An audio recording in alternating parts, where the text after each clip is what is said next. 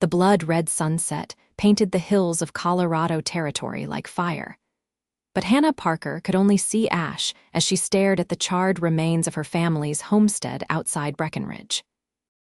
3 days after the fire, the smell of smoke still clung to everything: her clothes, her hair, even her skin. At 22, she now owned nothing but the clothes on her back, her father's pocket watch, and 5 acres of land that mocked her with memories. "Should have left when I had the chance," she whispered to no one, kicking at a blackened timber. The sound of approaching hoofbeats made her stiffen, hand moving instinctively to the small derringer hidden in the folds of her skirt, the only protection she'd managed to salvage. A tall figure on horseback materialized from the lengthening shadows, silhouetted against the darkening sky of 1873. Hannah raised her chin, standing her ground as the rider approached. She wasn't about to be run off what little she had left. "Evening, madam." His voice was deep and cautious as he dismounted with fluid grace, keeping a respectful distance. The fading light caught on the silver conchos of his well-worn leather vest. "Name's Kieran O'Malley. Don't mean to intrude, but I saw the smoke from the ridge a few days back." Hannah studied him warily. Tall, broad-shouldered, with a face weathered by sun and wind, yet he couldn't be more than 30. His eyes, a startling blue against his tanned skin, held no threat, only a quiet assessment and something like understanding. "Hannah Parker," she replied, her voice hoarse from crying, "and there's nothing to intrude upon anymore, as you can see." "What happened?" He glanced around at the destruction, removing his hat respectfully. "Lightning strike during the storm." The lie came automatically to her lips. Better than the truth. Better than admitting that Thorn Mining Company had made good on their threats after her father refused to sell their water rights. But she couldn't prove it, and accusations without proof would only bring more trouble. Kieran nodded slowly, though something in his expression suggested he wasn't entirely convinced. "You have somewhere to stay, Miss Parker. I've been sleeping in town, at Mrs. Henderson's boarding house." What little money she had would run out in 2 days, but he didn't need to know that. "I'm fine. Of course." He replaced his hat and looked back at the ruins. "You planning to rebuild?" A bitter laugh escaped her lips before she could stop it. "With what?" "My father's dead 6 months, my brother's off fighting Indians with the cavalry, and I've got about enough money left for one more night at the boarding house." She gestured at the charred remains. "This land is all I have left, and without a roof, it's not worth much." He was quiet for a long moment, surveying the wreckage. "Land's still good. Water, too. That creek runs year-round, doesn't it?" Hannah nodded, wondering what he was getting at. "I've been looking to settle somewhere," he said carefully. "Been driving cattle up from Texas for others long enough. Time I had something of my own." He looked at her directly. "I've got savings, materials, skills, could rebuild this place proper." "And why would you do that for a stranger?" Suspicion edged her voice. "Not for a stranger, for a partnership." He took a step closer, his expression earnest. "You've got land with good water. I've got the means to make something of it.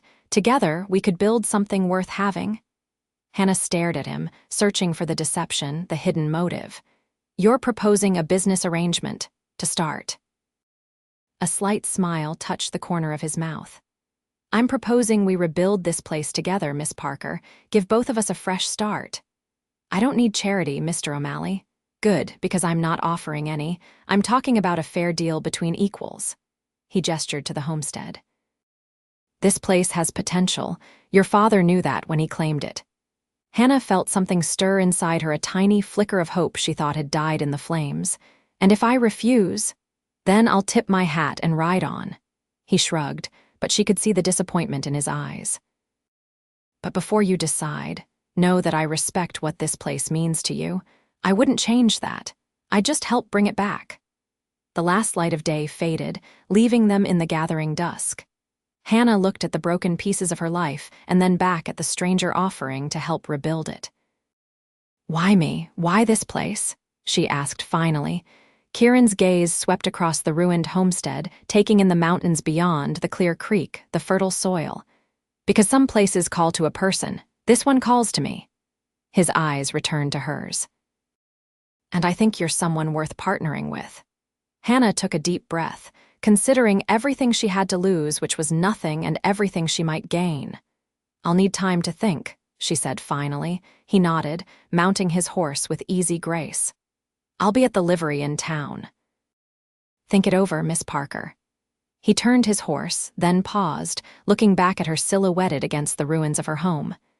Sometimes the hardest thing and the right thing are the same. As he rode away, Hannah stood amid the ashes of her past, wondering if she dared believe in a future. The following morning, Hannah woke before dawn in her small rented room, her decision already made. Pride was a luxury she couldn't afford. She dressed quickly in her only remaining dress, a faded blue cotton that had once belonged to her mother, and headed for the livery stable. Breckenridge was just coming to life as she walked down the main street. Shopkeepers swept their boardwalks, the blacksmith's forge was already glowing, and the smell of fresh bread from the bakery made her empty stomach clench with hunger. The livery was cool and dim, smelling of hay and horses. She found Kieran in the back stall, brushing down a magnificent chestnut gelding. "Mr. O'Malley," she called softly. He turned, surprise registering on his face before it settled into a careful neutrality. "Miss Parker, good morning." "If we're to be partners, I should know more about you," she said without preamble. A smile tugged at his mouth. "So you're considering my offer?" "I'm considering it." She crossed her arms. "Where are you from? Who are your people? How do I know you won't build up my land and then run me off it?" "Fair questions."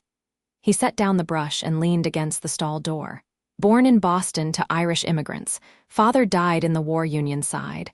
Mother passed 3 years after. I headed west at 18, worked cattle drives from Texas to Kansas for 8 years. He met her gaze steadily. "As for your land, we draw up papers, legal and binding, equal partnership. And what do you know about building a homestead? Enough. Worked on enough ranches to know how to build something that'll last." He hesitated, then added, "I've been saving for my own place for years." "Got enough to do it right." Hannah studied him. There was an openness to him that seemed genuine, but she'd learned the hard way that men weren't always what they seemed. "Why not buy your own land? Why partner with someone like me?" "Good land with water rights is hard to come by these days, as I'm sure you know." He stepped out of the stall. "And starting from scratch alone is a fool's errand. 2 people working together stand a better chance." Hannah nodded slowly. "You said to start yesterday. What did you mean by that?" Kieran's expression grew more serious. "I meant that business arrangements can change over time. People get to know each other. Trust builds." A faint color touched his cheeks. "But I'm not presuming anything beyond rebuilding that homestead and making it profitable." Something about his directness and the slight embarrassment in his admission reassured her more than any smooth promises could have. "All right, Mr. O'Malley. I accept your offer conditionally." She straightened her shoulders. "We'll rebuild together. Equal partnership. But the land remains in my name." "That's acceptable." He extended his hand. "Partners, then?" Hannah hesitated only briefly before taking it. His hand was warm and calloused, engulfing hers completely. The touch sent an unexpected jolt through her that she quickly dismissed as nerves. "Partners," she agreed. "When do we start?" "Today. I'll arrange for lumber and supplies to be delivered." He released her hand. "And I think, given our arrangement, you should call me Kieran." "Hannah," she offered in return, finding the informality both strange and somehow right. "Well, Hannah," he said, a genuine smile transforming his face. "Let's go rebuild your home." By midday, they had cleared away the worst of the debris from the homestead. Hannah worked alongside Kieran, her skirts hitched up and tied with a length of rope to keep them from dragging in the ash and dirt. The sun beat down mercilessly, and sweat plastered her hair to her forehead, but there was something satisfying about the physical labor, as if each piece of chard wood she moved was clearing away the past. Kieran worked with methodical efficiency, saying little but accomplishing much. By the time they paused for a brief meal of bread and jerky he'd brought along, Hannah was surprised by how much progress they'd made. "There's good stone in those foothills," he said, gesturing to the west as they sat in the shade of a cottonwood tree. "We can use it for the foundation. Make it stronger than before." Hannah took a sip from the canteen he offered. "The original house was my father's dream.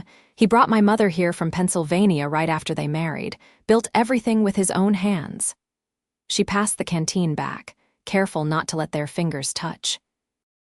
"It was smaller then, just one room." He added on as the family grew. "Tell me about your family," Kieran said, his tone gentle. Hannah looked away, surprised by the sudden threat of tears.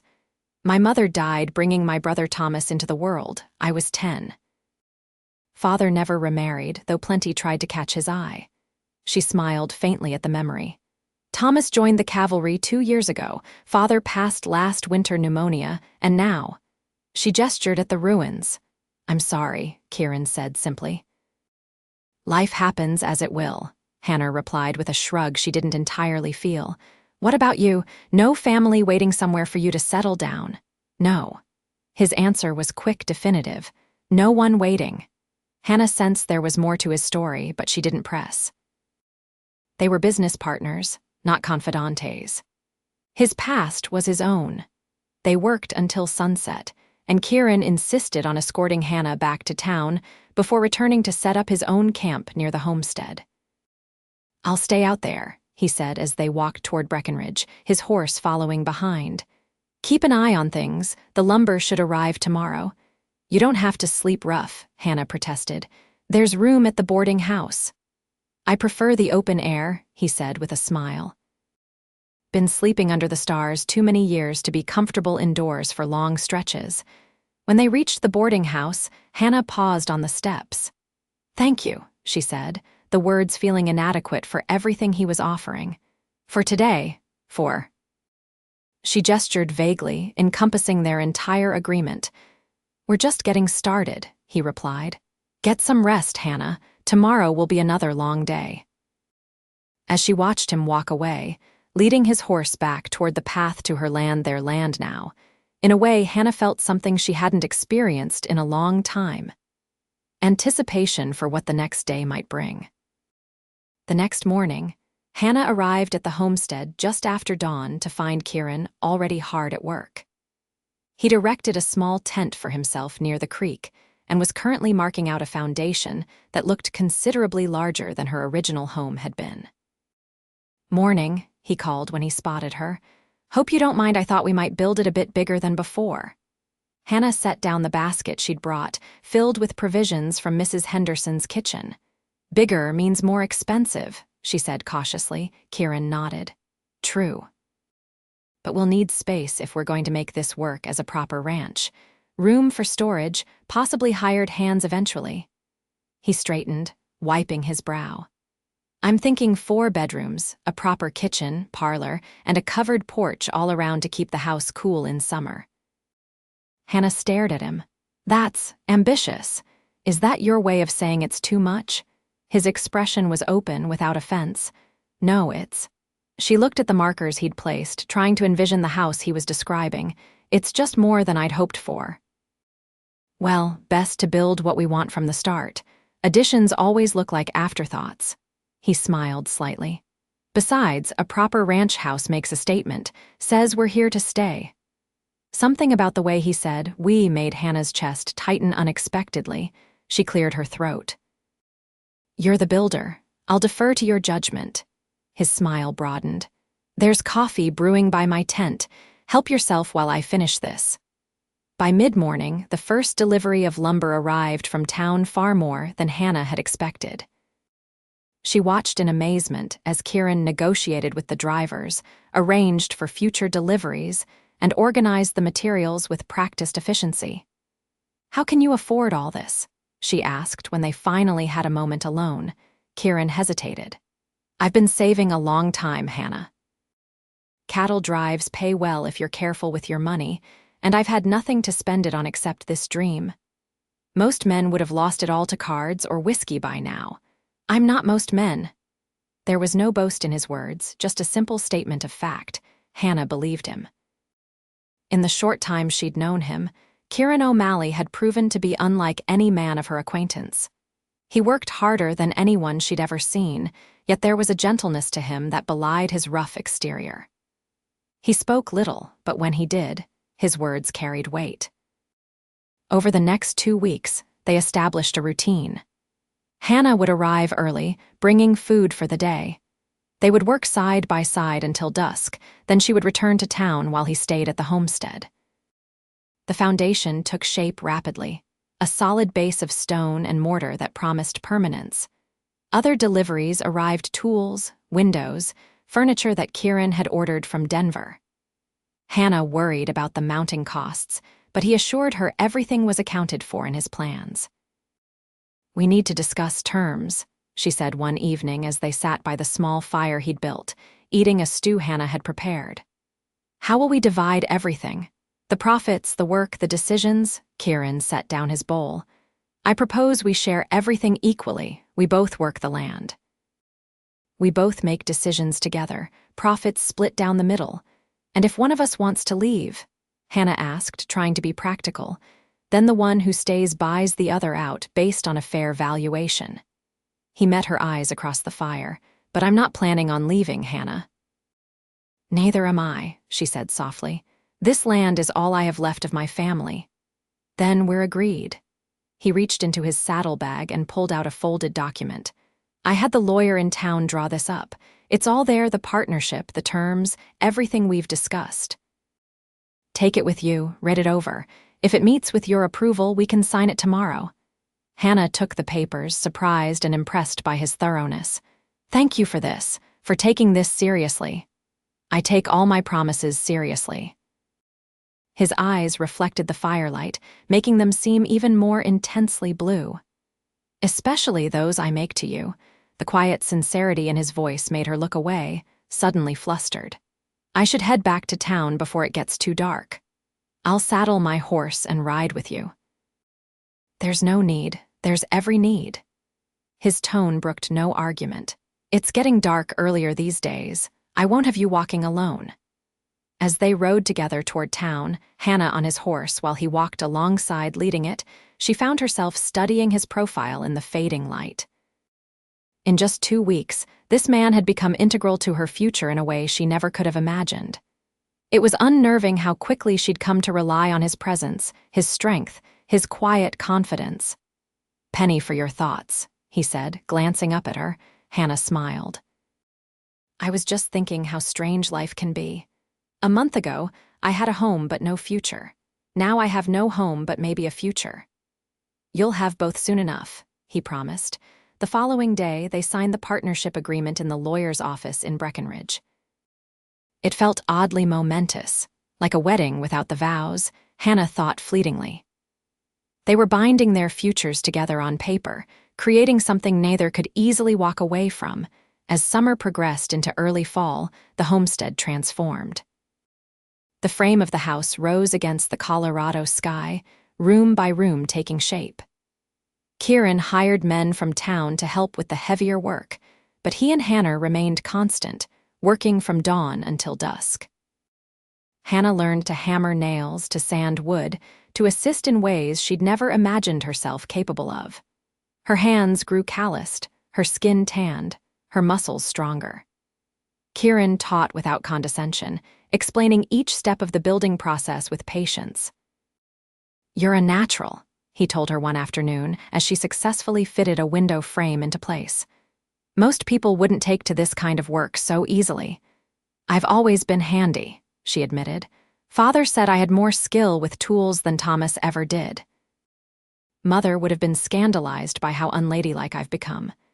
Kieran's gaze traveled over her hair escaping its pins, her practical work clothes, her sun-browned face, and something in his expression made her heart skip. "I see nothing unladylike," he said quietly. "Just strength." By October, the house was nearly complete. It stood proud against the landscape, a testament to their shared vision and hard work. 2 stories of solid construction, with a wide porch wrapping around 3 sides, just as Kieran had described. Inside, The rooms were taking shape larger and more gracious than Hannah had dared hope for. As they worked to finish the interior, Hannah found herself increasingly aware of Kieran's presence. The way he moved with economical grace, the strength in his hands as he worked wood into submission, the rare but transformative smile that appeared when something went particularly well. She caught herself watching him when he wasn't looking, then chastising herself for the girlish behavior. They were partners, nothing more. The fact that her heart sometimes raced when he stood close was irrelevant, a complication neither of them needed. One evening, as autumn painted the hills with red and gold, they sat on the newly completed front porch steps, sharing a simple meal and watching the sunset. The house behind them was nearly finished, only furnishings and final touches remained. "We should be able to move in within the week," Kieran said, breaking a comfortable silence. "Before the first snow." Hannah nodded, suddenly realizing they'd never discussed the actual living arrangements. They'd been so focused on the building itself that the practicalities of sharing the space had gone unaddressed. "About that," she began carefully, "the sleeping arrangements," Kieran set down his plate. "I've been thinking about that too. There's the small cabin we built for storage down by the creek. I can fix it up proper, make it comfortable. That would be my place. You'd live separately after building this entire house." Hannah couldn't keep the surprise from her voice. He looked at her directly, his expression serious. "Hannah, I know what people in town are already saying about us. Two unmarried people working together, building a life together. I won't add fuel to those rumors by living under the same roof." "I hadn't thought about what people might be saying," she admitted, though now that he mentioned it, she recalled the speculative glances they received when they went to town for supplies. "Your reputation matters," he said simply. "And I respect you too much to compromise it." Hannah felt a rush of gratitude for his consideration, even as something like disappointment flickered through her. "Thank you for thinking of that. It's a good solution." Kieran nodded, his eyes returning to the sunset. "Once we're settled, we can start planning for livestock. I'm thinking we start with cattle. I know them best, but a few horses too. And chickens, of course." Hannah smiled at how easily he shifted back to business, laying out plans for their future with quiet confidence. It struck her then how naturally they had fallen into this partnership, how their strengths complemented each other, how they could work side by side for hours without conflict. It was more than she could have hoped for in a business partner. If sometimes she caught herself wishing for more, well, that was her secret to keep. The first snowfall came earlier than expected, a gentle dusting that transformed the landscape overnight. Hannah awoke in her room at the boarding house to find the world outside her window, painted white. She dressed quickly, eager to see how the homestead looked in its winter coat. As she walked the familiar path, her breath puffing white in the crisp air, she felt a sense of anticipation building. The house was finally complete, with the last of the furnishings delivered 2 days before. Today, she would leave the boarding house behind and sleep under her own roof again. Rounding the final bend in the path, Hannah stopped, her breath catching. The house stood proud against the white landscape, smoke curling invitingly from the chimney. Kieran must have already lit the stove to warm the place for her arrival. The sight of it, her home, reborn from ashes, brought unexpected tears to her eyes. She was still standing there, taking in the view, when Kieran emerged from the house. He spotted her and raised a hand in greeting, then started down the path to meet her. "What do you think?" he asked as he drew near. "Pretty as a picture, isn't it?" "It's beautiful," she said honestly. "I can hardly believe it's real." He smiled, the expression warming his eyes. "Come inside. I've got coffee brewing." The interior of the house was even more welcoming than the exterior had promised. The main floor was open and airy, with the parlor flowing into the dining area and kitchen. A massive stone fireplace dominated one wall, and windows captured views in every direction. Simple but well-crafted furniture filled the spaces, some new, some salvaged from town. Hannah turned in a slow circle, taking it all in. "Kieran, this is far grander than I ever imagined." Do you like it? There was a hint of uncertainty in his voice that she rarely heard. Like it? I love it. She ran her hand over the smooth wood of the dining table. It feels like a home already. Relief and pleasure crossed his face. I wanted it to be perfect for you. For us, the business, I mean. Hannah nodded, not commenting on his swift correction. You've accomplished that and more. She moved to the window, looking out at the transformed landscape. How are you settling into the cabin? Well enough. It's snug. He joined her at the window, standing close enough that she could feel the warmth radiating from him. I've been thinking about our next steps. Winter will slow us down, but come spring, we'll need to start building proper corrals and a barn if we're going to bring in livestock. And we'll need supplies to last through the winter, Hannah added, falling easily into their habit of planning together. I have some seeds stored that survived the fire. We can plant a proper garden once the snow melts. They spent the morning discussing plans for the future, sitting at the kitchen table with cups of coffee, and the ledger book Kieran had started to track their expenses and future needs. It felt surreal to Hannah, this domestic scene in a house that hadn't existed months before, planning a future she'd thought lost forever. I should go fetch my things from the boarding house, she said eventually. Make this move official. I'll come with you. We can bring everything in one trip with the wagon.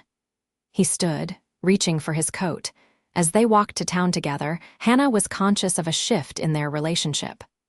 For months, they had been building toward this moment, creating a home, establishing their partnership. Now that the immediate goal was accomplished, she wasn't entirely sure what came next. They were business partners, yes. But they were also two people who had chosen to bind their futures together in a significant way. The boundaries between them felt suddenly less clear than they had before. The people of Breckenridge greeted them with varying degrees of curiosity and friendliness as they loaded Hannah's few possessions into Kieran's wagon. Mrs. Henderson seemed particularly interested in their arrangements, asking pointed questions about the completed house that made Hannah blush. People will talk, Hannah murmured as they drove away from town, just as you said they would. Kieran's hands tightened briefly on the reins. Let them. We know the truth of our arrangement. Yet, as they returned to the homestead, and Kieran helped carry her trunks to the upstairs bedroom he'd designated as hers, Hannah wondered if either of them truly understood what they were building together. It had started as a practical arrangement, a way for both of them to secure a future. But somewhere along the way, it had become something more complicated. That evening, after Kieran had returned to his cabin, Hannah stood in her new bedroom, running her hands over the quilt he'd somehow acquired for her bed. It was hand-stitched, with a pattern of stars that reminded her of the one her mother had made years ago. The original had been lost in the fire, but this one, different yet similar, felt like a bridge between past and future. She wondered if Kieran had any idea how much that thoughtful gesture meant to her, how much all of this meant. He'd given her back not just a home, but hope, a reason to look forward rather than backward. As she climbed into bed, listening to the unfamiliar sounds of her new house settling around her, Hannah admitted to herself what she'd been trying to deny for weeks. She was falling in love with Kieran O'Malley. The question was, what was she going to do about it? Winter settled over the Colorado mountains, blanketing the homestead in snow that sometimes reached the windowsills. Hannah quickly adjusted to life in the new house, establishing routines that filled her days. She cleaned and organized, cooked meals, mended clothing, and worked on plans for spring planting. Kieran split his time between maintaining the property, hunting to supplement their stores, and making furniture in the small workshop he'd set up in one corner of the house. They fell into a comfortable rhythm. Kieran would arrive at the main house early each morning, and they would share breakfast and plan their day. They worked separately or together as needed, coming together for the midday meal. In the evenings, after supper, they often sat by the fire, Hannah with her sewing or knitting, Kieran whittling or sketching designs for future projects. These quiet evenings became Hannah's favorite part of the day. Sometimes they talked about their past lives, about their hopes for the ranch, about books they'd read or places they'd seen. Other times they sat in companionable silence, each absorbed in their own thoughts, but drawing comfort from the other's presence. It was during one such evening in late December, with snow falling gently outside and a fire crackling in the hearth, that Kieran looked up from the small wooden horse he was carving and caught Hannah watching him. "What?" he asked, a smile tugging at his mouth. Hannah shook her head, embarrassed at being caught. "Nothing, just thinking." "About," she hesitated, then decided on a portion of the truth. "About how much has changed in just a few months, how different my life is now. Better or worse?" His tone was light, but she could sense the genuine question beneath. Better. Unquestionably better.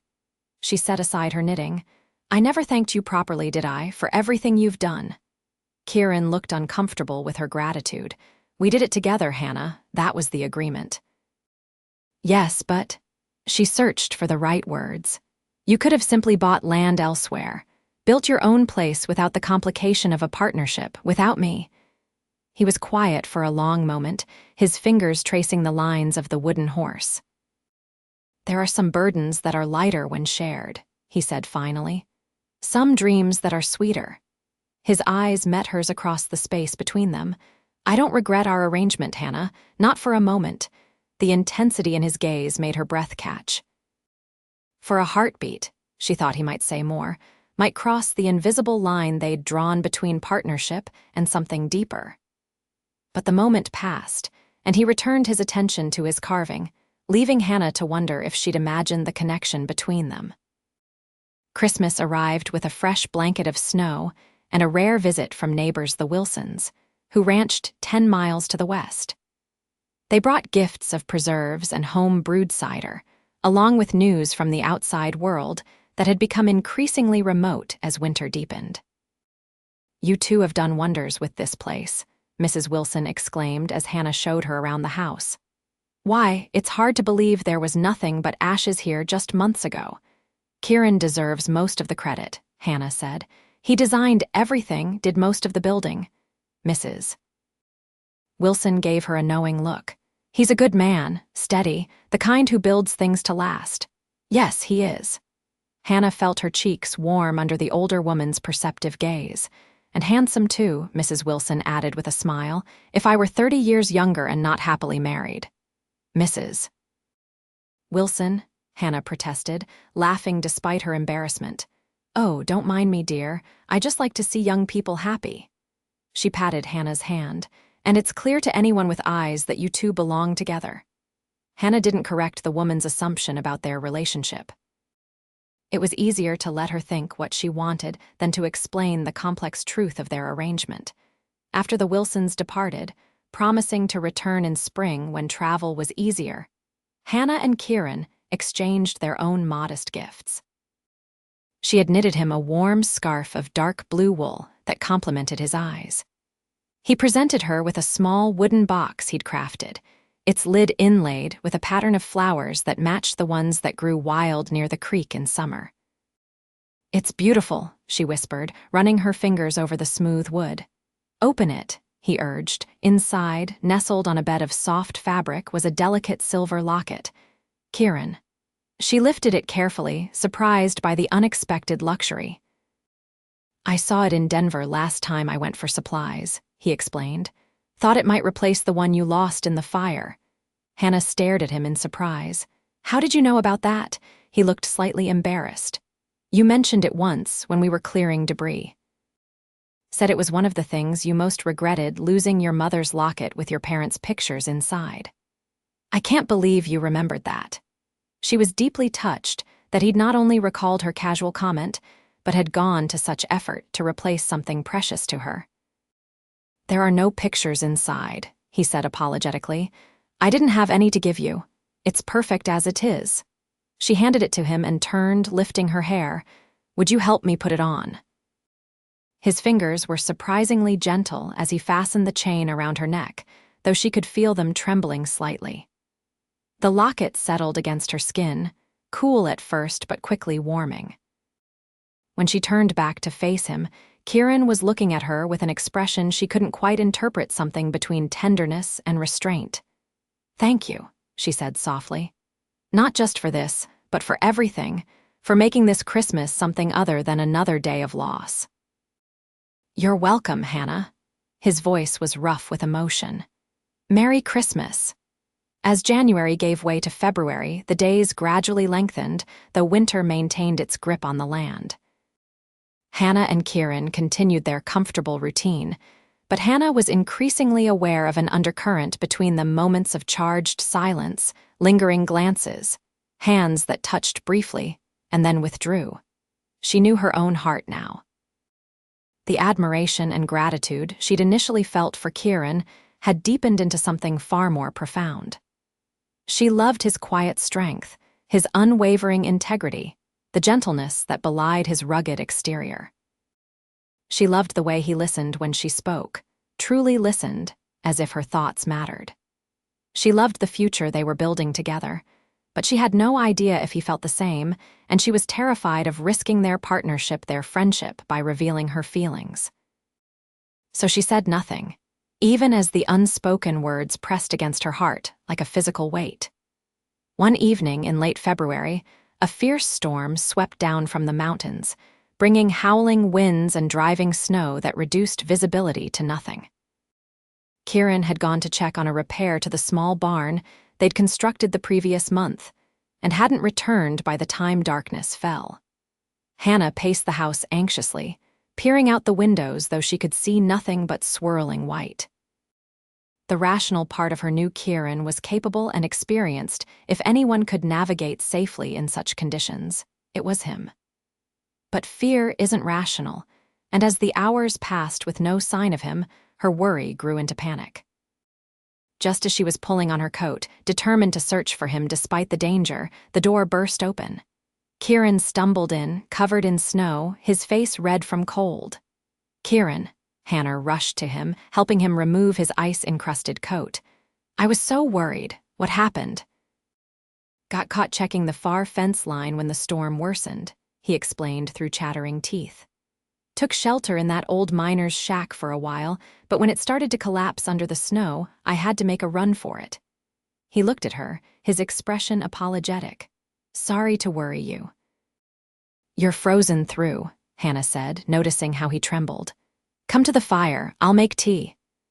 She bustled about, stoking the fire higher, putting the kettle on, gathering blankets. When she returned to the hearth, Kieran had removed his boots but was still shivering violently. "Your clothes are soaked through," she said, practical concern overriding propriety. "You need to change or you'll catch your death." "My spare clothes are at the cabin," he said, teeth still chattering. "Can't make it there in this." Hannah made a quick decision. "Wait here." She hurried upstairs and returned with a flannel shirt and wool trousers that had belonged to her father. "These should fit well enough. Change by the fire while I make the tea." When she returned with 2 steaming mugs, Kieran had changed into the dry clothes. They were slightly too short for his tall frame, but they were warm and dry. He was still shivering, though less severely. "Thank you," he said, accepting the tea gratefully. "Don't know what I was thinking, going out that far with a storm coming." Hannah sat beside him on the hearth rug, close enough to share her warmth. "You were thinking about protecting our home, our future." She placed another blanket around his shoulders. "But please don't do it again. I was terrified something had happened to you." He looked at her then, something shifting in his eyes at her words. "Were you?" "Of course I was." The fear she'd felt made her honest. "I don't know what I'd do if something happened to you, Kieran." The room fell quiet except for the crackling of the fire and the howling of the wind outside. They sat close together, the storm creating a world in which only they existed. "Hannah," Kieran said finally, his voice low and uncertain, "there's something I need to tell you, something I should have said a long time ago." Her heart began to race. "What is it?" He set down his mug and turned to face her fully. "When I first came here, when I proposed our partnership, I told you I wanted to build something that would last. That was true, but it wasn't the whole truth." Hannah waited, hardly daring to breathe. "The truth is," he continued, "I'd heard about you in town. About the woman who'd lost everything but was too proud to accept charity, too determined to give up. I admired that even before I met you. He swallowed hard. When I saw you standing in the ruins of your home that evening, I knew all the stories were true. And I knew I wanted to help you rebuild not just out of kindness or for business, but because something in me recognized something in you. What do you mean? Hannah whispered. I mean that, from the very beginning, this was never just about a business partnership for me. His eyes held hers, vulnerable yet determined. I was drawn to you, Hannah. To your strength, your grace, your heart. The partnership was real, I'd never deceive you about that. But my motives were never entirely practical. Hannah's breath caught. What are you saying, Kieran? I'm saying that somewhere between laying the foundation and hanging the last door, I fell in love with you. The words were simple, direct, just like him. I love you, Hannah Parker. I have for months now. Joy surged through her, so intense it was almost painful. Why didn't you say anything? Because our arrangement was supposed to be about business, because you trusted me and I didn't want to complicate things. He hesitated. Because I was afraid you didn't feel the same, and I couldn't bear to lose what we had. Hannah reached for his hand, twining her fingers with his. Kieran O'Malley, for a smart man, you can be remarkably blind. She smiled through sudden tears. I've been in love with you since October at least. Probably earlier. Disbelief and hope warred on his face. Truly, truly. She squeezed his hand. How could I not love the man who helped me rebuild not just my home but my life, who works alongside me as an equal, who remembers the small details and cares about what matters to me? A smile slowly transformed his face, not the restrained smile she was used to, but one of pure, unguarded joy. Hannah. He reached out, his hand warm against her cheek, and then he was drawing her closer. Their first kiss was gentle, questioning, a beginning rather than a culmination. When they parted, his eyes searched hers, making sure. Hannah answered the unspoken question by leaning in to kiss him again, with more certainty this time. His arms came around her, strong and secure, and she felt as if she'd finally found her way home. The storm raged outside, but inside the house they'd built together. Hannah and Kieran found shelter in each other's arms, speaking the words they'd held back for too long, making plans for a future that suddenly held even more promise than before. When dawn broke, the storm had passed, leaving a transformed world of pristine white. Hannah awoke on the sofa where they had fallen asleep together, fully clothed but wrapped in each other's arms. For a moment, she wondered if the night's revelations had been a dream, but then Kieran stirred beside her, his eyes opening to find hers, and the love she saw there confirmed everything. Morning, he murmured, his voice rough with sleep. Morning, she replied, unable to stop smiling. He sat up, running a hand through his tousled hair, suddenly looking uncertain. Hannah, about last night, did you mean it? She asked directly. What you said. Every word. His answer was immediate, resolute. Good, because so did I. She reached for his hand. So what happens now? Kieran's expression grew serious. Now I do what I should have done months ago. He slid from the sofa to one knee, still holding her hand. Hannah Parker, I love you. I want to build a life with you not just as partners, but as husband and wife. Will you marry me? Hannah's heart soared. Yes, she answered without hesitation. Yes, I'll marry you. His smile was radiant as he pulled her into his arms, sealing their promise with a kiss that spoke of commitment and longing and joy. They were married 2 weeks later in the small church in Breckenridge. The ceremony was simple but meaningful, attended by the handful of neighbors and townspeople they'd come to know. Mrs. Wilson cried openly, claiming she'd known all along they were meant for each other. After the ceremony, they rode home together through the winter landscape. As they crested the final hill and their homestead came into view, Kieran drew his horse to a halt beside Hannah's. What do you think? He asked, gesturing to the scene before them, the solid house with smoke curling from the chimney, the small barn, the cleared land waiting for spring. I think it's perfect, Hannah replied honestly. Kieran smiled, reaching across to take her hand. "We've only just begun," he said. "There's so much more we can build together." That night, as husband and wife, they began their life together in the home they'd created from ruins. What had started as a partnership of necessity had transformed into a union of love, proving that sometimes the greatest blessings can rise from the ashes of loss. Spring arrived in a rush of melting snow and new growth.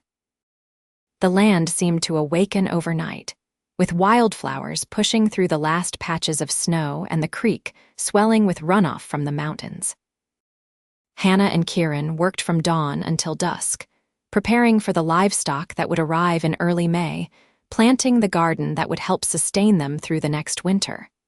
Their life together settled into a new rhythm different from before, but no less harmonious. They worked as a team during the day, making decisions together about the future of their ranch. In the evenings, they shared the domestic tasks of cooking and cleaning. And at night, they discovered the deeper intimacies of marriage, learning each other's bodies as thoroughly as they'd learned each other's minds and hearts. On a warm day in late April, as Hannah was planting the vegetable garden while Kieran constructed the final section of corral, a rider appeared on the path from town. It was unusual to have visitors, especially on a weekday when most people were occupied with their own work. Hannah straightened, shielding her eyes against the sun as the rider approached. Beside her, she felt Kieran tense slightly, a habit from his years on the frontier, always alert to unexpected arrivals. As the rider drew closer, Hannah gasped in recognition. "Thomas." The young man dismounted with a fluid grace that reminded her of Kieran, though his build was slighter, his features more like their mother's. "Hannah," he called, striding toward her with a broad smile. "Look at you." Hannah ran to meet him, throwing her arms around her brother in a fierce embrace. It had been nearly 2 years since she'd seen him, and the boy she remembered had been replaced by a man with shoulders broadened by cavalry training and eyes that had seen too much for his 20 years. "What are you doing here?" she asked, drawing back to look at him. "Your last letter said you were stationed in Arizona Territory. Got my discharge papers last month." Thomas grinned, decided it was time to come home. His smile faltered as he glanced around. "Though I heard in town what happened to the old place. I'm sorry, Hannah." "Don't be." She turned, beckoning Kieran over from where he stood watching their reunion. "Thomas, there's someone I want you to meet. This is Kieran O'Malley, my husband." Thomas's eyebrows shot up in surprise. "Husband? When did this happen?" "February," Hannah replied, taking Kieran's hand as he joined them.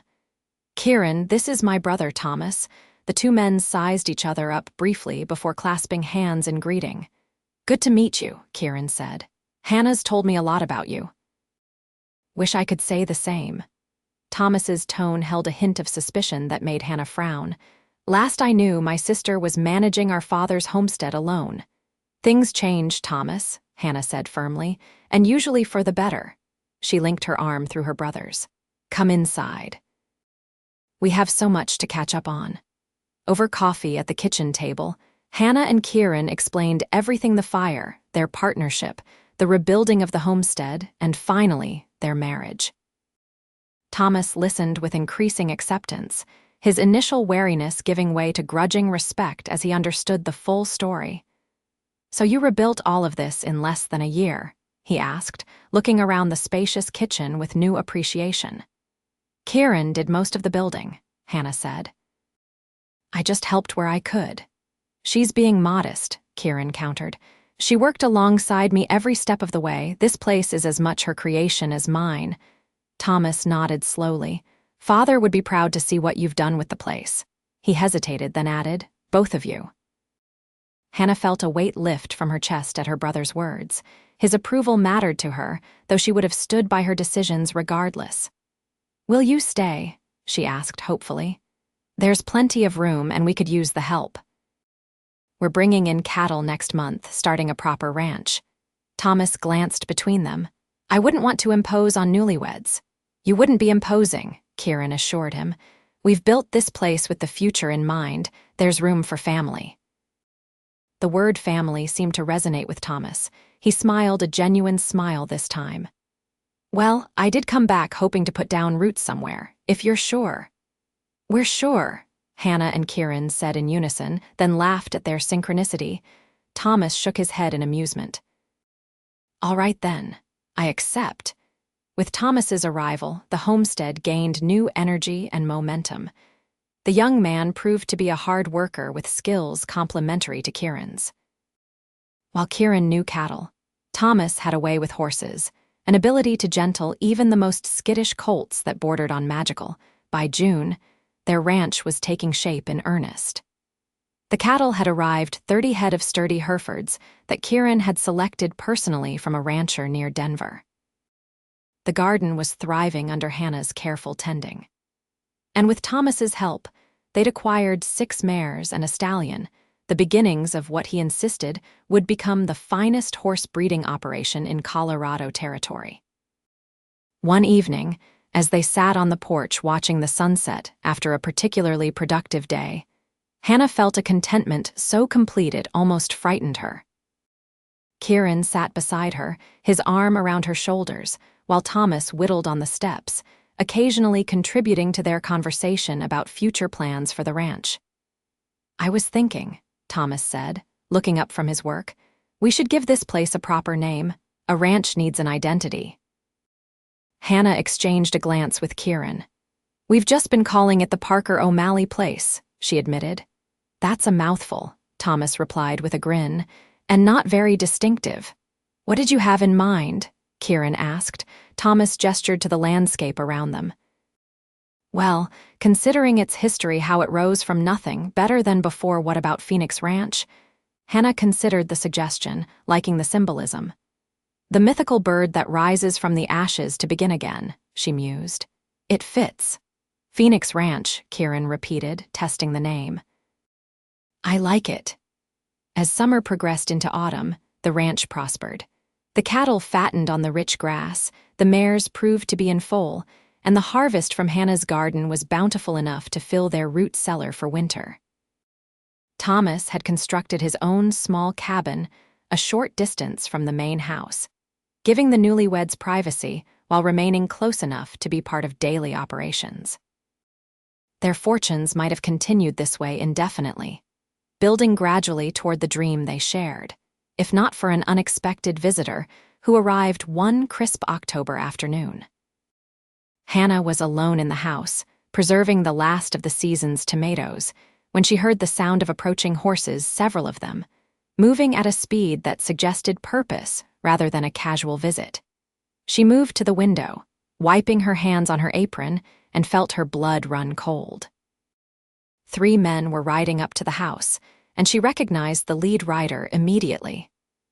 Maxwell Thorne, owner of Thorne Mining Company, and the man she suspected of burning their original homestead. Kieran and Thomas were both at the far pasture, checking on a section of fence that had been damaged in a recent storm. They wouldn't be back for hours. Hannah took a deep breath, steadying herself. She had no proof that Thorne was behind the fire, only suspicion. Perhaps his visit was innocuous, though she doubted it. She removed her apron, straightened her hair, and went to the door, the small derringer already tucked into the pocket of her skirt. She would be polite but cautious. Miss Parker, Thorne greeted her as he dismounted, his tone falsely cordial. He was a tall man with cold eyes and a precisely trimmed beard, dressed in a suit that seemed out of place on the frontier. Or I understand it's Mrs. O'Malley now. Congratulations. Mr. Thorne, she acknowledged with a nod. What brings you to Phoenix Ranch? He smiled thinly at the name. Phoenix, is it? How appropriate. He gestured to the rebuilt homestead. You've done well for yourself. Better than before, I'd say. We've worked hard, Hannah replied neutrally. Was there something you needed? Thorne's pleasant facade faded slightly. The same thing I needed last year, Mrs. O'Malley. Water rights. My operation is expanding, and your creek remains the most convenient source. The answer remains the same as well, Hannah said firmly. The creek is essential to our ranch. We're not selling the rights. Thorne's expression hardened. I'm prepared to be generous, more generous than last time. It's not a matter of price, Hannah explained, keeping her voice even despite the anger building inside her. Without that water, this ranch cannot function. We need it for our livestock, our crops, our very existence. Everything has a price, Thorne insisted. Name yours. The water rights are not for sale, not at any price. Hannah's tone left no room for negotiation. Thorne studied her for a long moment, then glanced at the two men who had accompanied him, rough-looking individuals whose hands rested too close to their holstered guns for Hannah's comfort. Perhaps I should speak with your husband, Thorne suggested. Men often see these matters more practically. Hannah straightened her spine, meeting his gaze directly. My husband and I make decisions together, Mr. Thorne, and he would tell you exactly what I have. The water stays with the land. Something ugly flickered in Thorne's eyes. You know, Mrs. O'Malley, unfortunate accidents seem to plague this property. First a fire, and now, who knows what might happen next? The implied threat was unmistakable, and Hannah felt a chill that had nothing to do with the autumn air. Are you threatening us, Mr. Thorne? Merely observing that frontier life is fraught with dangers. His smile didn't reach his eyes. It would be a shame if your rebuilding efforts were to be undone somehow. Hannah's hand closed around the derringer in her pocket. I think you should leave now. Consider my offer, Thorne said, remounting his horse. I'll return in a week for your answer. Perhaps by then, you and your husband will have come to a more reasonable position. Don't bother coming back, Hannah replied coldly. The answer won't change. Thorne's smile vanished entirely. We'll see about that. He turned his horse, and the three men rode away at a canter, leaving a cloud of dust in their wake. Hannah watched until they were out of sight, then sank onto the porch steps, trembling with a combination of fury and fear. There was no doubt in her mind now that Thorne had been behind the fire that destroyed the original homestead. And his threats made it clear he wouldn't hesitate to strike again. When Kieran and Thomas returned, she told them everything. Kieran's expression darkened with each word, his hands clenching into fists as she recounted Thorne's thinly veiled threats. We need to alert the sheriff, Thomas said immediately. Kieran shook his head. Sheriff Davis is in Thorne's pocket, has been for years. We'd get no help there. Then what do we do? Hannah asked, hating the tremor in her voice. Kieran pulled her close, his arms solid and reassuring around her waist. We protect what's ours, he said simply.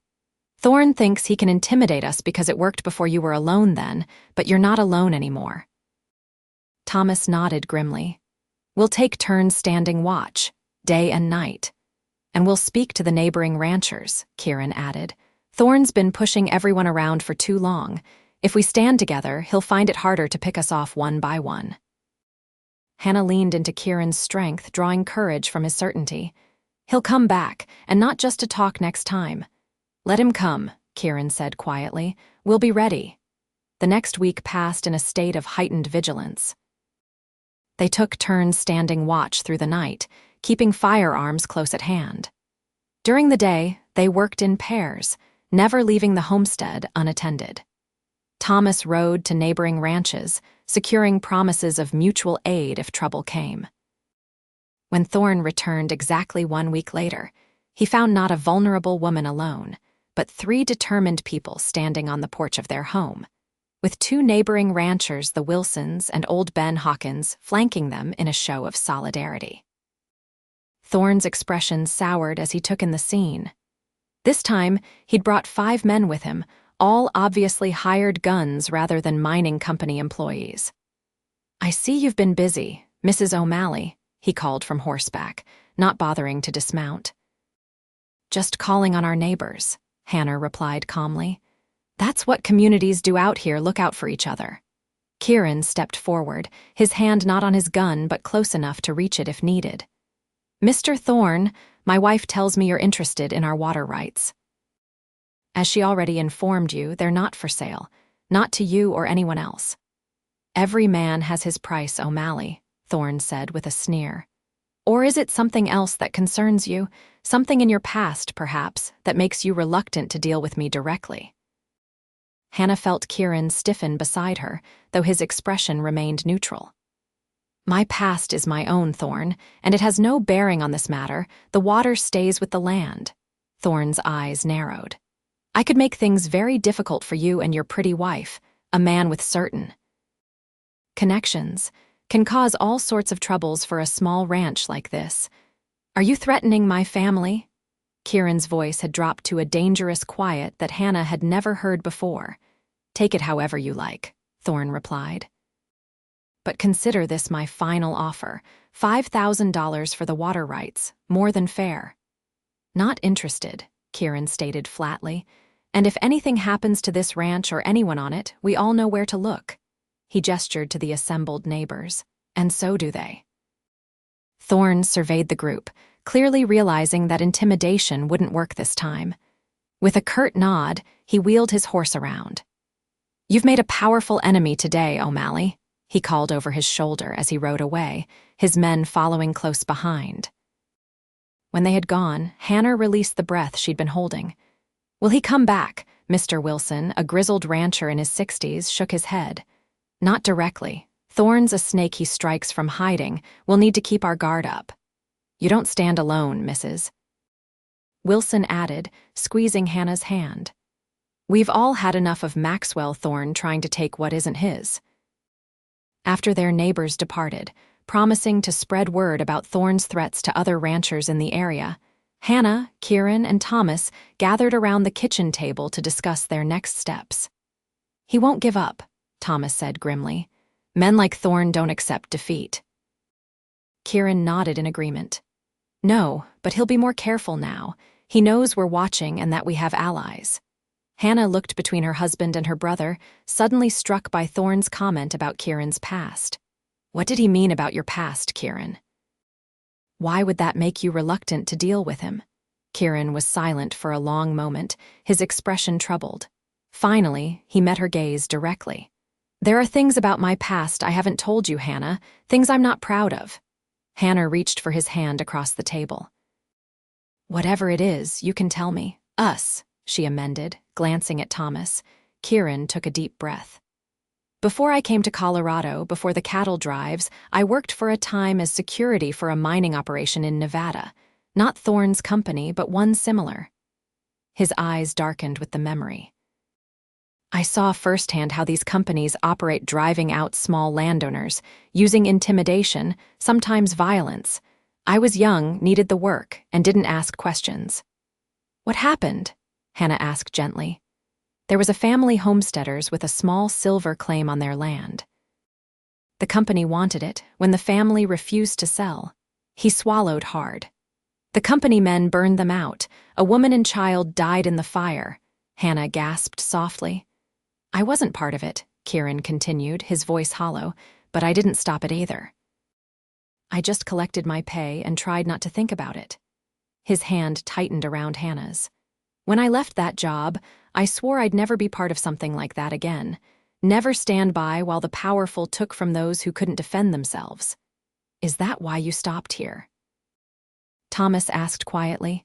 When you saw Hannah's burned-out homestead, Kieran nodded slowly. Partly, when I heard in town what had happened, how similar it was, I couldn't just ride on by, not again. Hannah's heart ached for the guilt she saw in her husband's eyes. You were young, Kieran. And you've more than made up for whatever you think you did wrong. Have I? He looked up, his expression vulnerable in a way she rarely saw. Sometimes I wonder if I came here for you or for my own redemption. Does it matter? Hannah squeezed his hand. What matters is what we've built together, what we're defending now. Thomas cleared his throat. Thorn probably knows about your past with the mining company. He might try to use it against you somehow. Let him try, Kieran said, his resolve visibly returning. I'm not that young man anymore. And I won't let him take what we've built. The conversation shifted to practical matters, increased security measures, reaching out to more neighbors for support, and considering legal options, limited though they might be in a territory where mining interests held significant sway.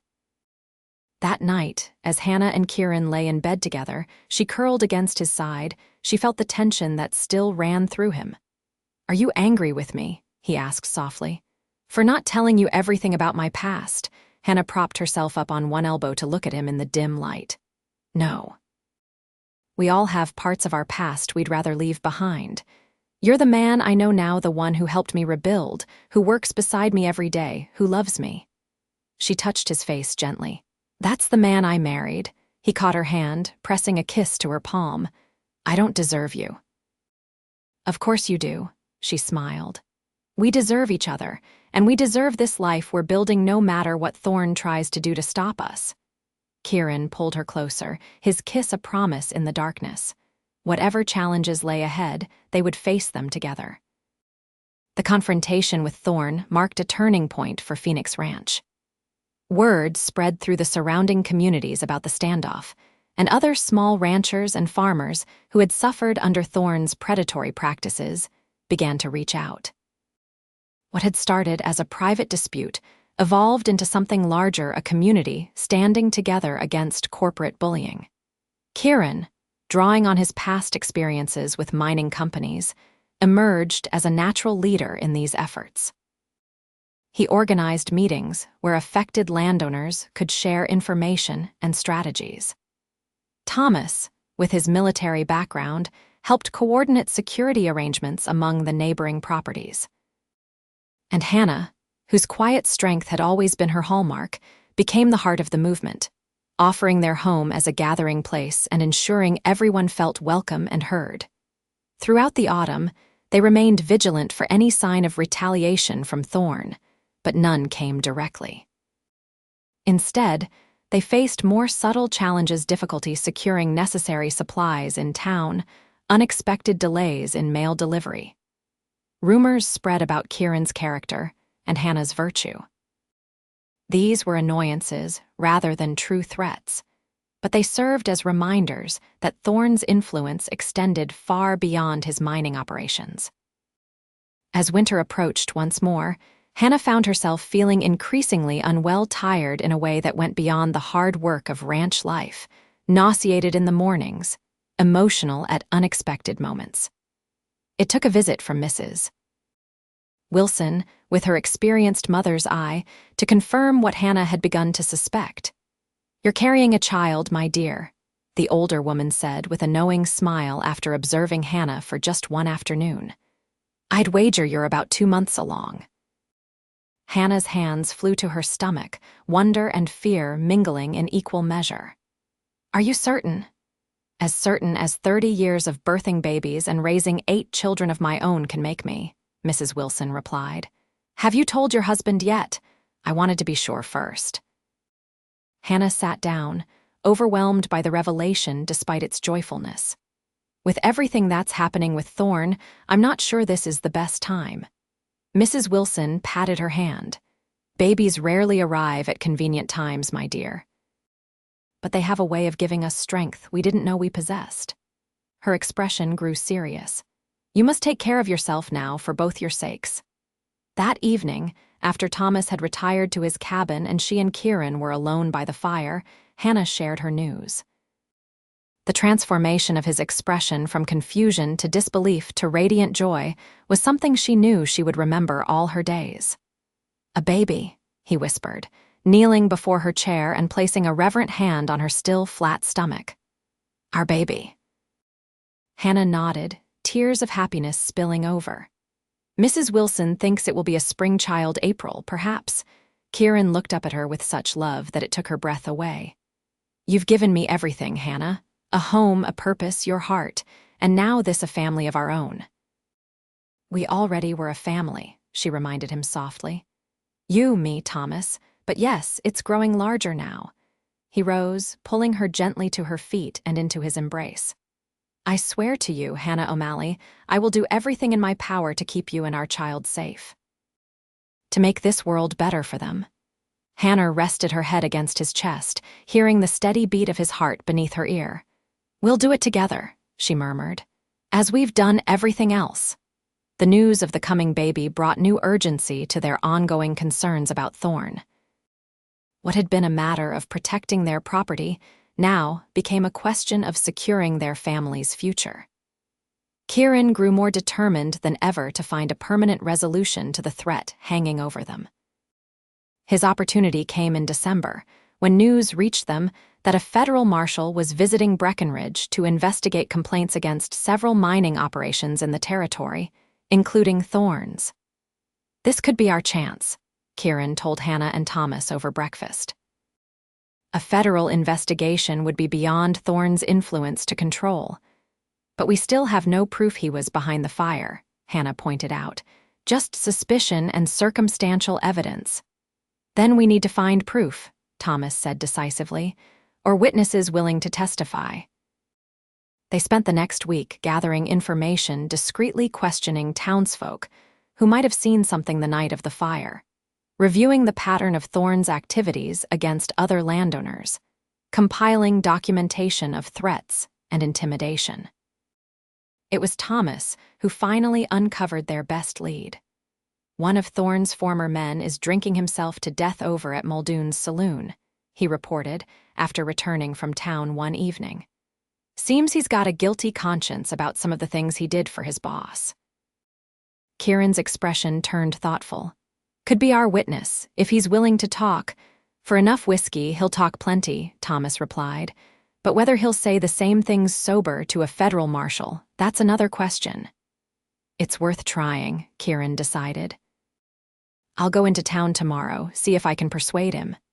Hannah touched his arm. "Be careful if Thorne gets wind of this." "I'll be discreet," he promised, covering her hand with his own. "And I'll take Thomas with me." The following day, the men rode into Breckenridge while Hannah remained at the ranch with Mrs. Wilson, who had come to help with preparations for Christmas. Despite her friend's cheerful company, Hannah found herself watching the clock, anxiety growing as the afternoon stretched into evening with no sign of Kieran and Thomas. They finally returned well after dark, their expressions a mix of grim satisfaction and wariness. "We found him," Kieran announced as they stamped snow from their boots. "Jenkins was his name, worked for Thorne for 3 years before being dismissed this autumn." "And?" Hannah asked, setting aside her sewing. "And he confirmed everything," Thomas said, warming his hands by the fire. "He was one of the men Thorne sent to burn you out after your father refused to sell the water rights. Said Thorne made it clear the place was to be destroyed, but no one was supposed to be hurt." "Small comfort," Hannah murmured. "He's willing to testify," Kieran continued. "He's dying consumption and wants to clear his conscience before the end." Mrs. Wilson, who had been listening quietly, spoke up. "That's Providence, that is, the Lord working in mysterious ways." "Did you speak to the marshal?" Hannah asked. Kieran nodded. "He's taking Jenkins's statement first thing tomorrow, and he's very interested in the pattern of intimidation we've documented among all the local ranchers." "What happens next?" Hannah asked, one hand resting protectively over her barely visible pregnancy. "If the marshal finds sufficient cause, and I believe he'll open a formal investigation into Thorne Mining Company." Kieran's expression was cautiously optimistic. "That would include federal charges for the arson, possibly other crimes as well." Thomas leaned forward, his expression intense. "But there's a complication. Thorne was at the saloon tonight. He saw us talking with Jenkins. He doesn't know what was said, but he'll suspect. Which means he might act quickly, before the investigation can begin," Kieran concluded grimly. "We need to be prepared for anything." They spent that night on high alert, taking turns standing watch. But dawn came peacefully, and Thomas rode into town to check on Jenkins and the progress with the marshal, returning with positive news. The statement had been given, the investigation officially opened. The marshals issued orders for Thorne's arrest on suspicion of multiple counts of arson, intimidation, and conspiracy, Thomas reported. But Thorne's nowhere to be found. Left town sometime during the night, apparently. "He's running," Mrs. Wilson said with satisfaction. "Guilty conscience." "Or he's planning something," Kieran countered, his expression troubled. "I don't trust that he'd simply flee." His instincts proved correct. That evening, as darkness fell early on the short winter day, Hannah spotted the distant glow of multiple torches approaching from the direction of town. "Riders coming," she called to Kieran and Thomas, who were in the barn tending to the livestock. "At least 6, maybe more." The men hurried to the house, rifles in hand. Thomas positioned himself at one window, Kieran at another, while Hannah loaded the shotgun her father had taught her to use years before. "If it's Thorn, he's desperate," Kieran said, his voice steady despite the danger. "That makes him dangerous." "Hannah, I want you to take the back way out, head for the Wilsons' place." "I'm not leaving you," she replied firmly, checking the shotgun's load. "This is my home too, our home. I'll defend it alongside you." Kieran looked as though he might argue, but the approaching riders were nearly upon them. "Stay back from the windows then," he instructed. "And if I tell you to run, you run. Think of the baby." Hannah nodded reluctantly. "I will." The riders, 8 in total, circled the house once before coming to a halt in the front yard. In the light from their torches, Hannah could see that Thorn himself was among them, his normally immaculate appearance now disheveled, his expression twisted with rage. "O'Malley," he shouted. "Come out and face me like a man." Kieran moved to the door, opening it just enough to call back. "There's a federal warrant for your arrest, Thorn. The marshal is probably right behind you. Surrender now, and no one needs to get hurt." Thorn laughed, a bitter sound with no humor in it. "Surrender." "I'm not the one surrounded, O'Malley. Your little ranch is about to burn, just like before. Only this time, you and your wife will burn with it." "There are 3 guns in this house, Thorn," Thomas called. "And we all know how to use them. You won't find us easy targets." "Then we'll burn you out," Thorn snarled. "See how long you last when the house is in flames around you." Hannah felt a chill that had nothing to do with the winter night. Thorn was beyond reason now, driven by vengeance and the knowledge that his crimes were exposed. He had nothing left to lose. "Listen to me," Kieran said, his voice carrying clearly through the night.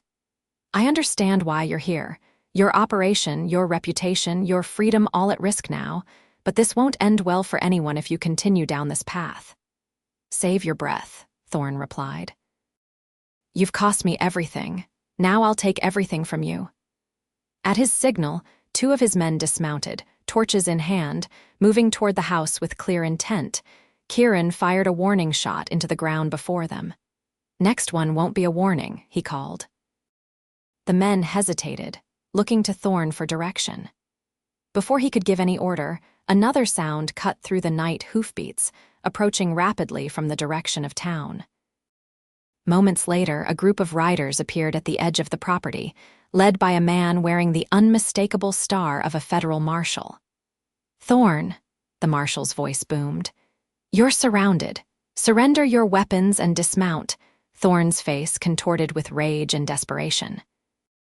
With a cry of pure hatred, he drew his pistol and fired at the house, not at the windows where Kieran and Thomas were positioned, but at the door. Hannah, who had moved closer to peer through the gap, felt a searing pain as the bullet grazed her upper arm. She stumbled back with a cry of pain that brought Kieran instantly to her side. "Hannah!" The fear in his voice was palpable as he saw the blood staining her sleeve. "It's just a graze," she assured him, though the pain was intense. "I'm all right." Outside, chaos erupted as the marshal and his deputies exchanged fire with Thorn and his men. Through the window, Hannah could see Thorn still on horseback, turning to flee even as his hired guns were surrendering or falling under the marshal's fire. "He's getting away," she gasped, pressing a hand to her wounded arm. Kieran's face hardened. "No, he's not." With a quick glance to ensure Thomas was covering them, he kissed Hannah swiftly. "Stay here. This ends tonight." Before she could protest, he was gone, slipping out the back door of the house. Through the window, Hannah watched in horror and fascination as Kieran appeared from the darkness behind Thorn's fleeing horse, tackling the mining magnate to the ground in a move that spoke of desperation and determination. The 2 men struggled briefly before Kieran subdued Thorn with a well-placed punch. By then, the marshal had reached them, taking the now bloody and defeated Thorne into custody. When Kieran returned to the house, he had eyes only for Hannah. "Let me see that arm," he demanded, gentle hands already examining the wound. "We need to clean and bandage it." "Is it over?" she asked, wincing as he helped her remove her blood-stained blouse. "Truly over." "It's over," he confirmed, his voice thick with emotion. "Thorne's under arrest. The marshal has his men in custody too, and Jenkins's statement ensures they won't escape justice this time." He worked carefully to clean her wound, his hands steady despite the residual fear in his eyes. "I almost lost you." "But you didn't," Hannah reminded him, her free hand covering his. "I'm right here. We're all safe now." Later that night, after the marshal had taken statements from all of them and departed with his prisoners, after Hannah's wound had been properly dressed and Thomas had finally retired to his cabin, husband and wife sat before the fire in the home they had built together. "I was so afraid," Kieran admitted, holding her carefully to avoid hurting her injured arm. "When I heard that shot, when I saw you bleeding." "I know." Hannah rested her head against his shoulder. "I was afraid too, not just for myself or for you, but for our baby, for everything we've built." "Thorne will face justice now," Kieran said. "The marshal assured me of that. With Jenkins's testimony and the evidence from tonight's attack, he'll likely spend the rest of his life in prison." Hannah nodded, relief washing through her. "Then it truly is over. We can move forward without looking over our shoulders. We can focus on what matters now," Kieran agreed, his hand coming to rest on her slightly rounded middle. "Our family, our future." As they sat together in the warm glow of the fire, surrounded by the home they had created from ruins, Hannah felt a deep sense of peace. The journey had been harder than either of them could have imagined when Kieran first appeared at her burned homestead that spring evening. They had faced loss, threat, violence, but also love, hope, and the promise of new life. "Do you remember what you said to me when you first proposed rebuilding?" she asked softly. Kieran smiled against her hair. "I believe I said something about starting again. About both of us needing a fresh beginning." "You said, 'Start again with me,'" Hannah reminded him. "Standing in the ruins at dusk, you offered me a new beginning when I thought everything was lost." "Best decision I ever made," he murmured, pressing a gentle kiss to her temple. "For both of us," Hannah agreed, placing her hand over his where it rested protectively on their growing child. "For all of us." Outside, snow began to fall gently, covering the land in a pristine blanket that seemed to promise renewal. Within the walls of Phoenix Ranch, the family that had risen from ashes looked forward to spring, to new life, and to all the years of love and growth that stretched before them, unbounded now by fear, rich with possibility. Spring arrived with a riot of wildflowers and the steady music of the creek running full with snowmelt. The ranch thrived under their combined care cattle fattening on the lush grass, mares dropping healthy foals, crops pushing through the rich soil of Hannah's expanded garden. And in early April, just as Mrs. Wilson had predicted, Hannah and Kieran welcomed their son into the world, a strong, healthy boy with his father's blue eyes and a powerful set of lungs that announced his arrival to the entire household. They named him Michael, after Kieran's father, with Thomas as his middle name in honor of Hannah's brother. The birth was long but uncomplicated, with Mrs. Wilson attending and Kieran refusing to leave Hannah's side, despite the older woman's initial protests that men had no place in a birthing room. His steady presence, his whispered encouragements, his hand never leaving hers, these were the things Hannah would remember later, more clearly than the pain or exhaustion. "He's perfect," Kieran whispered, when Mrs. Wilson finally placed the swaddled infant in Hannah's arms. The wonder in his voice, the tears shining in his eyes as he gazed at their son, filled Hannah's heart to overflowing. "He is," she agreed, smiling up at the man who had given her not just this child but a second chance at life itself. "Perfect, like the life we've built." Thomas, allowed in to meet his nephew once things had been tidied, showed a surprising gentleness as he held the tiny boy. "Hello, little Michael Thomas," he said softly. "I'm your uncle. I'll teach you to ride and shoot and fish. Once your parents say you're old enough, of course," he added quickly at Hannah's raised eyebrow. Their small family expanded in other ways that spring as well. With Thorn Mining Company dissolved following its owner's conviction on multiple federal charges, many who had worked for the operation found themselves seeking new employment. Among them was a young widow named Sarah Jensen and her 2 small children, who arrived at Phoenix Ranch one sunny May morning. "I heard you might need help with the house and children," she explained hesitantly to Hannah, who was sitting on the porch nursing Michael while supervising the washing. "With the ranch growing and the new baby. I'm a hard worker, madam, and my boys are well behaved."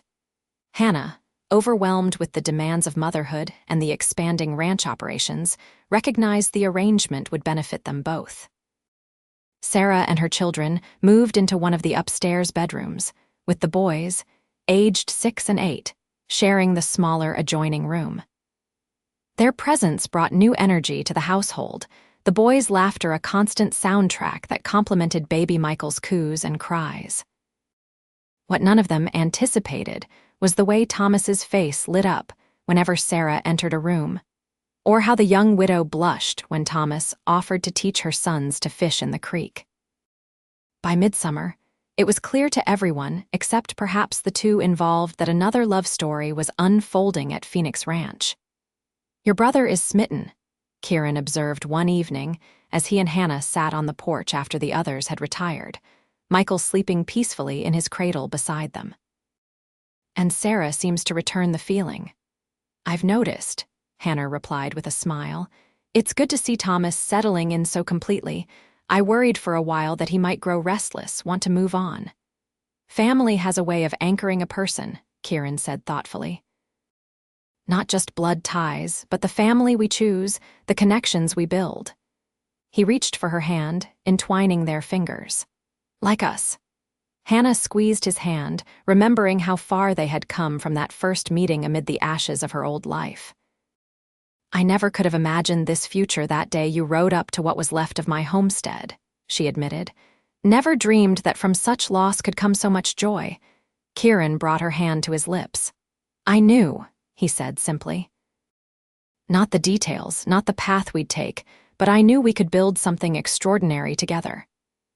"And we have," Hannah agreed, gazing out over their land, the house, the barns, the corrals, the fields stretching toward the mountains. Phoenix Ranch had become everything they'd hoped for and more, not just a successful operation but a true home, a sanctuary for all who lived there. "What do you think about expanding again?" Kieran asked after a comfortable silence. "The Marshall place to the east is for sale. Another 100 acres would give us room for more cattle, maybe that horse breeding operation Thomas keeps talking about." Hannah laughed softly. "Already planning for the future, Mr. O'Malley?" "Always," he replied with a smile. "A big future for a growing family." Hannah rested her head against his shoulder, content in a way she once would have thought impossible. "I like the sound of that," she murmured. "A growing family in a home built to last." As twilight deepened into night, they sat together watching the stars appear one by one above their land, their baby sleeping peacefully beside them, the sounds of the ranch settling around them. From the ashes of disaster, they had created something enduring, a legacy of love, strength, and renewal that would sustain them through whatever challenges the future might hold. Phoenix Ranch, true to its name, had risen to become a symbol of resilience and hope, not just for Hannah and Kieran, but for all who found shelter within its boundaries.